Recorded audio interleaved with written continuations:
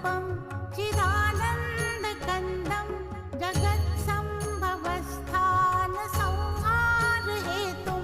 स्वभक्तेच्छया मानुषं दर्शयन्तं नमामीश्वरं सद्गुरुं साईनाथं भवद्ध्वान्तविध्वंसमार्तण्डमीड्यं मनोवागतीतं मुनिर्ध्यानगम्यं जगद्व्यापकं निर्मलं